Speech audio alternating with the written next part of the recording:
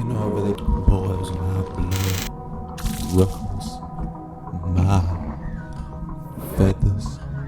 Grind my gears as I grind my teeth due to the symptoms of methamphetamine. You know what really grinds my gears? Haitians, they be eating pussy. But not that vagina pussy. They ate the flesh of my cat. Blatantly ignorant individuals.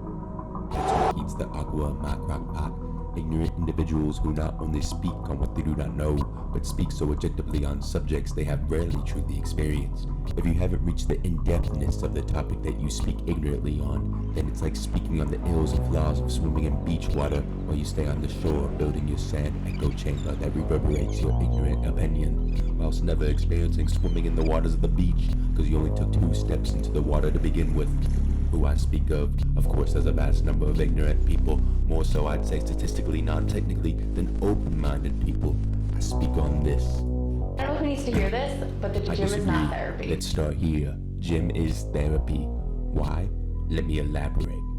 Mental pain lies in the interior chasms of ourselves, within the labyrinth of our inner being. Now, a vast array of emotions, pain, sadness, anger, melancholy, all simmered in our mental cauldron. All these woes that debilitate and cripple our spirit dwell in this internal body, and in this inner anatomy, where these problems lie and begin to affect our day-to-day life, we wonder, where does the solution reside for this damaged mind of mine? Does it lie in a therapist's office? She's licensed, so she's equipped to heal me, right? We place our reliance on the individual as they dissect and diagnose our woes, sorting through our explanatory words, running through our scattered thoughts, so they may find and unearth the roots of our suffering. And when everything is splayed out and examined, they tell you what needs to be fixed. They tell you how to fix it. They explain the problem, the reason, and they offer a solution? Well, not really quite. It's not a decisive solution that ends the prominence of your internal damage right there and then. The therapist has only polished a dirty mirror that reflects your eternal pain and more clearly allows you to see more vividly the causes and intricacies of your suffering. But what about the true solution? The one that will absolve you of your pain? That isn't up to them. That's up to you. And when it's up to you, that's the time for self-therapy. You left the therapist's office, but every time you do, remember, the assistance to finding answers can reside in the therapist's office, but the real answers will always rest outside of the door. The solution to your pain is you, and it's out there. Only you can grant the solution to yourself. Managing mental health is a war, and I understand that sometimes we want to seek assistance to combat the damage and heal it, but in that war, only one person is in the midst of the combat. Only one person holds the gun. Only one person is the soldier in that battle of mental and internal shadow, and that's you. The therapist, is a note-taking, diagnosing analyst, observing and suggesting solutions to someone who is damaged. And at the end of the day, you are the only one that holds the weapon that kills. You're the only one who can pull the trigger to administer the cure, and the only one who can vanquish the eternal shadow that seeks to drown you in its darkness. The therapist can only provide assistance, and that's where my point lies. The emphasis is on assistance. Now let's move away from the helping individual and shift to the helping outlet. Replace therapist with an outlet, like the gym, the sweat sanctum, the dungeon, whatever you may call it. The gym isn't a therapist, but it's a therapy. In this space, the gym becomes a symbolic battleground of your fight against your eternal shadow. Emotions can be influenced and manipulated. Sadness, crying, anger, rage, all these feelings are complex, layered, and sometimes deceptive. But pain is truly real. It's the rawest, most unfiltered feeling that exists.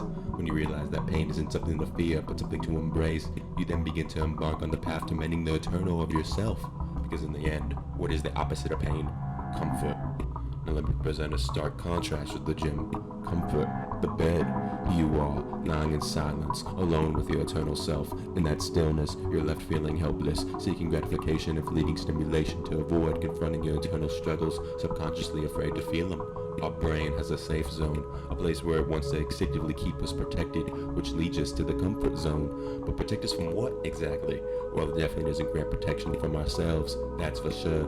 In this state of comfort, you aren't protected from the shadow of your inner pain.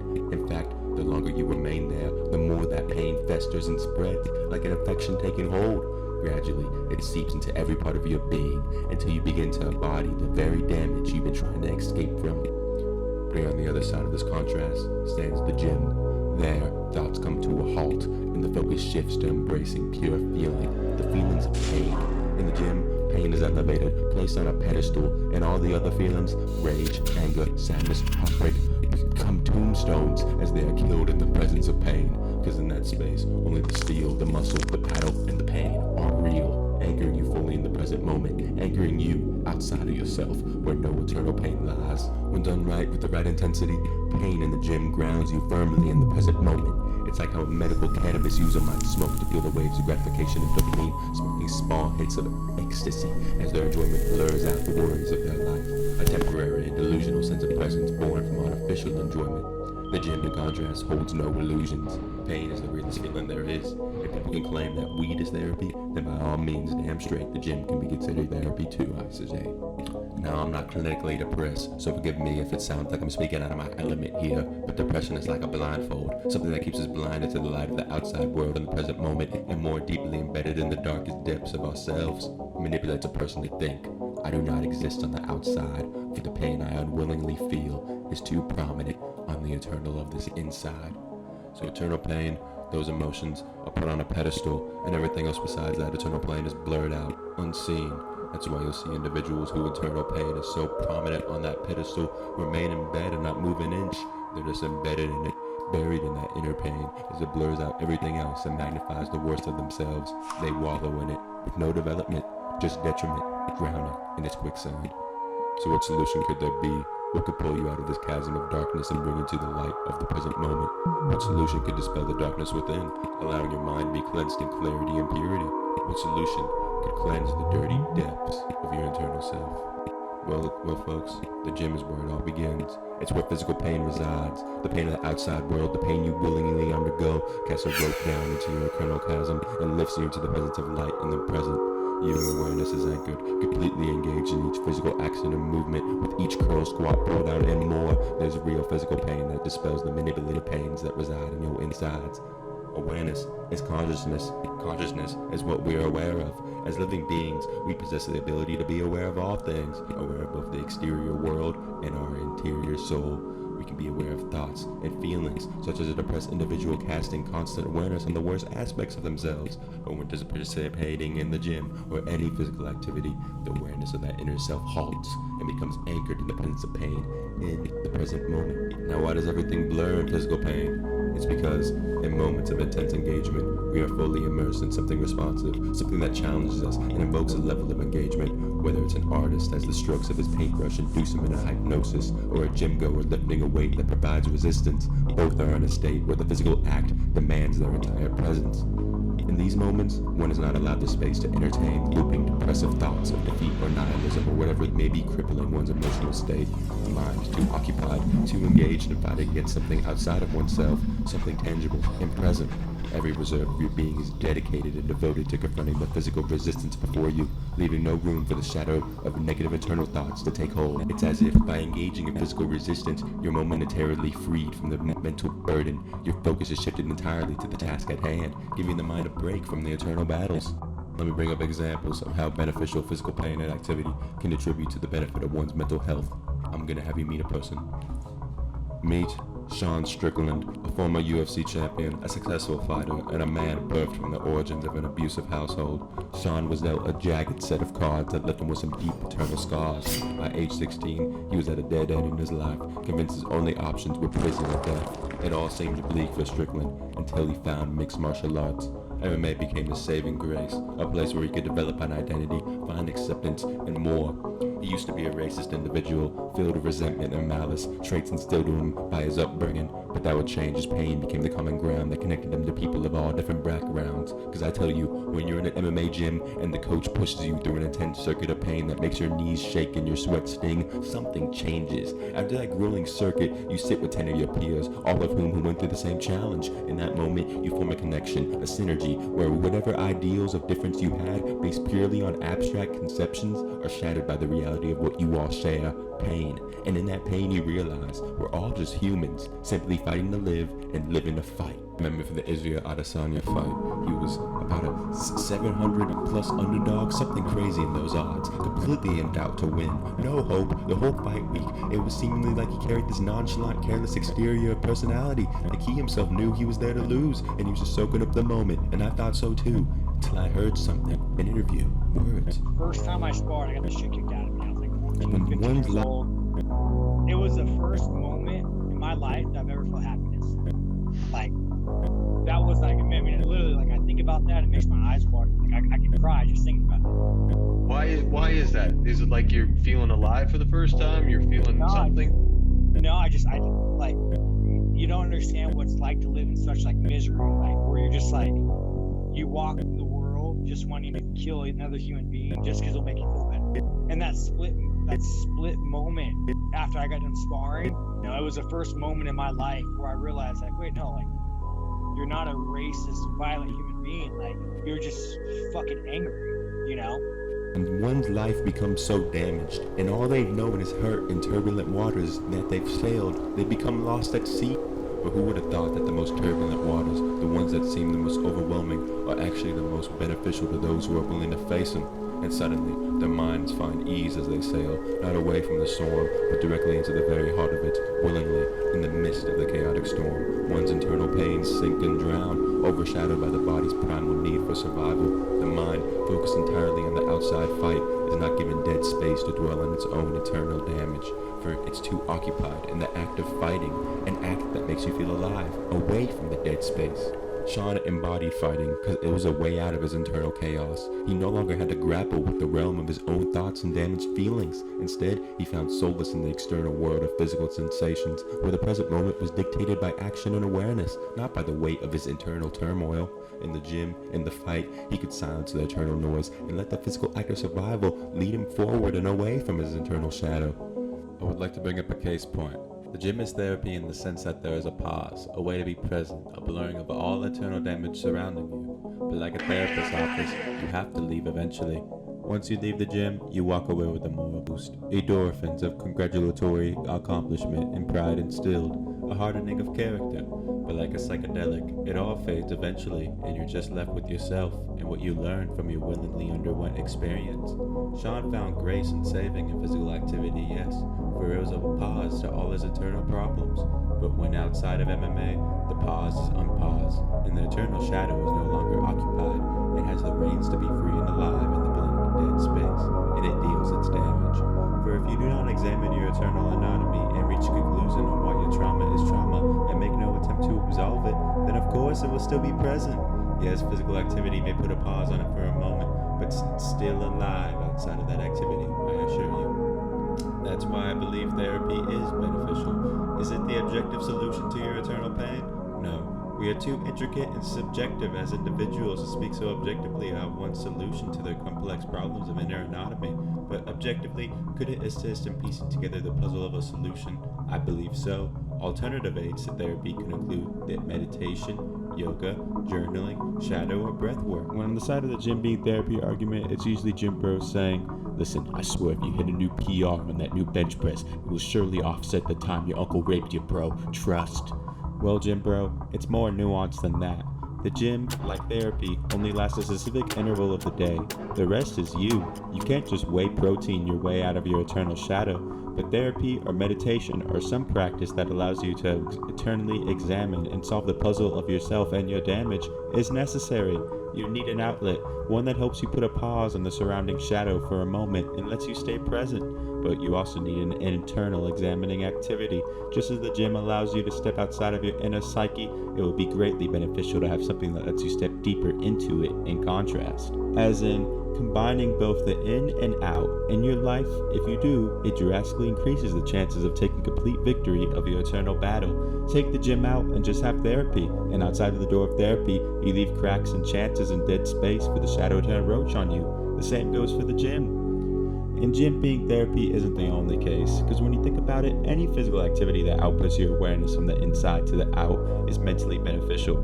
That's why when we hear people saying, "This activity saved me," or "Man, this album fucking saved me," it's because that activity allowed them to be present and occupied, exited from themselves, and entered into something else, whether it be art or activity. If knitting can halt your thoughts, blur your surroundings, and keep you present and satisfied, then I believe that's a form of therapy. Now, there are two essential components to self-help and self-health: engagement in an activity and internal examination.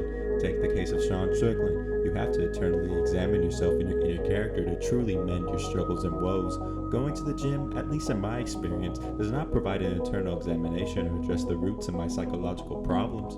no, but it does reinforce my mental attributes, making me more capable of dealing with those internal struggles and less consumed by them. However, to fully mend them, a thorough overview and understanding of oneself is necessary, though I do believe the gym helps aid in the process of that understanding. At the end of the day, it is an aiding puzzle piece to construct a complete solution that will absolve all internal damage. The responsibility of healing ultimately depends on you, not the gym. Like boxers, for example. Oscar De La Hoya, a boxer could have an underlying sadness, but find meaning and value through the sport they participate in, dedicating half of their life to said sport. Yet when the boxing career ends and he's no longer engaged in the activity and given more of the time and blank space, he then becomes more susceptible to eternal damage since he is now more engaged with himself, which may resurface and lead to a depression. So after enduring the physical pain of a physical activity, an eternal search to address the inner pain of oneself becomes a huge benefit to one's overall being. There should be a balance between the physical and the intellect. Intellect focus on the eternal mending of oneself, and the physical involving action that keeps one present and resilient against irrelevant detrimental influences. In therapy, words of suggestion can only hold value for so long unless they are integrated deep within oneself.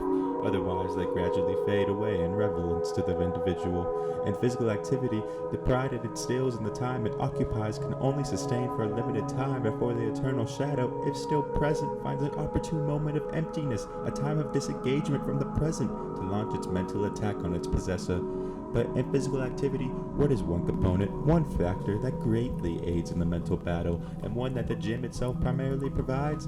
This factor is strength. What is strength? I believe strength is one of the key factors of fighting a battle, especially an eternal one. Strength is like the trunk of a tree that holds the branches of willpower, resilience, boldness, and resistance, all essential elements when facing an eternal struggle. But strength itself needs a physical object to bring it to life. It isn't formed solely through eternal thoughts or the inner self, no. True strength is forged through something tangible, something real. It requires an object we can see and touch, something three-dimensional in our world that can call forth our strength. But what object can evoke our strength? One example is steel, the weights we lift. It takes courage to willingly endure physical pain for the sake of one's overall development. And through that process, strength is built. That's why people view the gym as therapy. Our strength needs a non-abstract physical definition, and what can define one's strengths better than the steel and the steel sanctum? The person who begins the journey of physical development starts with soft muscle, but as the days go by, the physical battles of pain are fought, and each day the muscle becomes more alike to one's character, to the steel one lifts, hard and reinforced. As humans, we are susceptible at all times to the interchanging of ourselves, influenced by outside forces and matters of our 3D world. So when one engages in the lifting of steel, they begin to eternally change for the better, developing a character that becomes like the muscles they work on, strong, resistant, and toned. The gym, when engaged in consistently, hardens one's character and eternal resilience, and as a result, it helps to deter the eternal shadow that tries to crack that mold. The eternal shadow, the eternal enemy, is always looking for cracks in the armor shaped by your strength. It seeks to seep through a chink or opening in your armor and debilitate you. But strength is flourished through the activities of physical resistance, so your trait of resisting creates fewer openings for that shadow to seep through. With each rep, each struggle, you close off weak spots, molding your character to be strong. Through consistent physical activity, you fortify your armor, making it harder for the eternal shadow to find a way in. When residing in the therapist's office, words are told, but there are no actions, only words. Meditation, shadow work, closing one's eyes and looking within, these are actions, one that brings about substantial betterment in one's eternal self. But words, while valuable, are only such if they act as a wayfarer to those actions. They are not the actors, but the assistants. Words are tied to ideas, and when one thinks an idea, that idea doesn't interact. It's stagnant, motionless. We can spend endless amounts of time analyzing, expressing, or understanding it. But unless we take action on it, it will always be motionless. Much is the case with eternal psychology. One can attempt to give the best description of their eternal anatomy to a therapist, and that therapist could spend all the time in the world interacting with the matters of your words. But in this way, the attempted help on the other side is subjective, not objective, because the assistance coming from someone other than yourself is something that cannot be fully internalized or disputed. No matter how skilled the therapist is, they can never be you. So that wraps up this video. Is the gym therapy? Yes. Is it an end-all, be-all solution? No. Just like how actual therapy isn't either, I believe. The actual solution is you, and what you choose to utilize as aids to find that solution. Know what I'm saying, man? Now for my next video.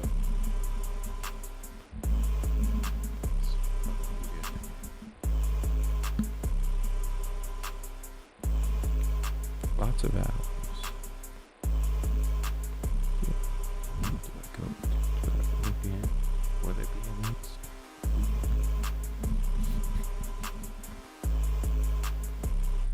I can't keep. Yeah, fuck. Next video, I'll talk about some more real shit. Trap shit, real shit.